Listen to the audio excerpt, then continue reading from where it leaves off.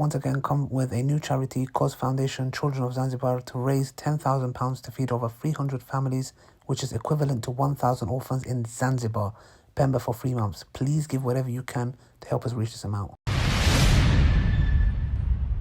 Check out our sponsors, Nature's Blends.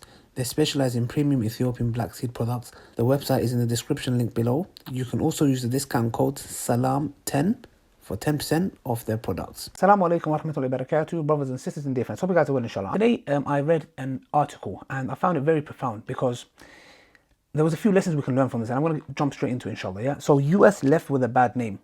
Afghanistan's last known Jew hails Taliban's return. A Jewish person hailing Taliban's return. The two doesn't look like they can mix. Let's carry on reading, brothers and sisters, and we can learn some lessons out of this, inshallah. So this man, his name is Zabilon Simintov. As the caretaker of Kabul's only synagogue, so there is a synagogue in Kabul, right? Interesting. Residing in his compound for decades, Simintov has witnessed the civil war, Soviet and US invasions of Afghanistan, the Taliban rule, and the group's return to power 20 years later. All his bags were packed, and Zabilon Simintov was ready to go.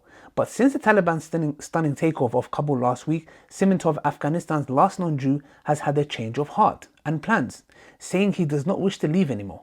Why would a Jewish man not want to leave Afghanistan, especially when they're ruling on the Taliban?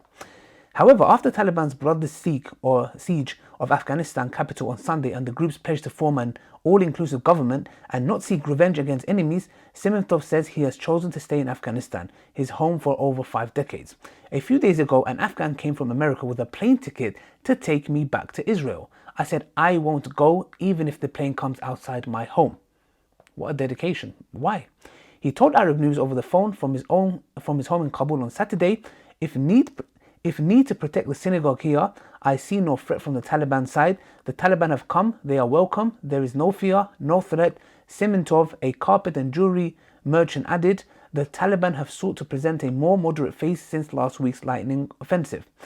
Me personally, I wouldn't say it's a more moderate. I think hopefully they try to practice the real Islam and not go to extremes of, a woman. I'm not saying wearing burqa is extreme, but to those levels they can't study, they can't, all this kind of stuff. This is not from Islam. They're coming to the true understanding of Islam, hopefully.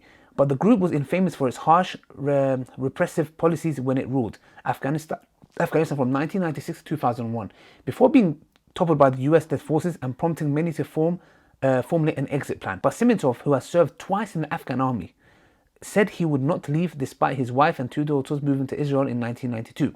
As the caretaker of Kabul's only synagogue, residing in his compound for decades, Simintov has witnessed a civil war, Soviet and US invasion of Afghanistan, the Taliban rule, and the group's return to power 20 years later. The Kabul synagogue, established in 1966, is the only Jewish place of worship in the country after all Jews moved to Herat in western Afghanistan, which once hosted 4 synagogues. Wow, so that's in total 5 synagogues. Although information on the origins of Judaism in Afghanistan is scarce, it is believed that Jews came to the region about 2,000 years ago, living in relative peace and harmony in the Muslim majority country until the mid-20th century.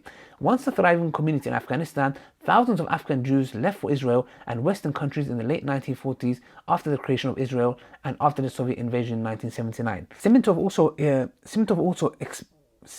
also expressed and urged the Taliban not to give any share to these former figures and militia leaders who have been behind the country's destruction, and instead bring together sound and professional individuals from different ethnic groups and minorities. These leaders have given their tests in the past, have plundered Afghanistan and looted billions. Their presence will damage the Taliban's credibility, Simintov said. Wow, this is coming from a Jewish person.